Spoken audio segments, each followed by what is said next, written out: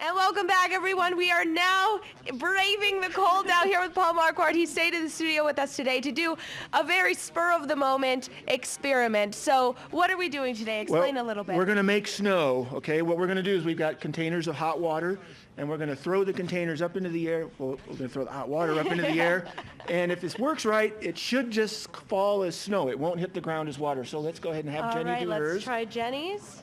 And we just filled these with hot water, so hopefully this works. And that did not work. all right, so it didn't work. That's a shame. Maybe it needs more time in the air. Maybe. Let's try it in this direction. Okay, I'm gonna. And give it a nice right big back throw to all way of up you. high. All right, and hopefully you can all see this. And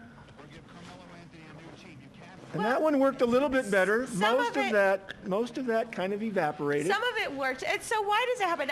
We did this yesterday. I think we actually have video of this working. I filmed someone yesterday throwing a cup of just a regular 8-ounce mug of hot water into the air, and it turned into snow right as we threw it. It was the first time I had ever seen it. Let's see if this one works, because you can see that's I found really some hot. really hot water. All right, let's give him let's some room. see this. Kind of go right back in that direction, Zach.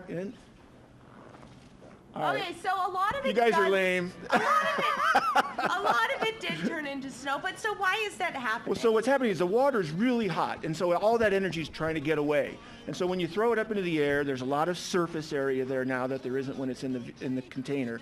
And that surface area, the vaporization takes out all that energy that goes out. Well, when you take energy away from water, temperature drops, and then the state drops. It goes from a liquid into a solid, and that's what snow is. So it's going from a liquid to a solid. And those ice crystals are forming on the stuff in the atmosphere, whatever molecules it can grab onto, and the ice crystals will form on that, and that's what forms the snow. So it is really turning into snow. It's It really not is. an optical It's not. illusion. No, this is not a trick, as I saw made way too many times on somebody's Facebook page. What is the temperature barrier? What do we need to be at in order to make this work? Well, it's got to be really cold, and the temperature depends. Now here in Casper, where we have no humidity whatsoever, well, very little humidity, okay, it's going to vaporize much quicker.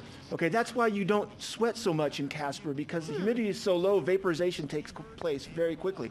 But in a high humidity area like Minnesota or Ohio or Texas, there's all that moisture in the air, and so it won't vaporize as quickly, and that's why you sweat so much more, because that water is not evaporating off of your body to cool you off. So Jenny, then, were you ever able to do this in Minnesota or Wisconsin? Yeah, we could absolutely do it in those areas. Now, we actually could use, if we had a higher roof, we could stand up there and drop it off, because you actually need more height to give it more time All to right. actually Well, push try it. this Speaking of at time, home. we're Speaking out of of time. time. But try this at home. Just get a smaller Do mug. try this You at can home. do it. All right, we'll be right back.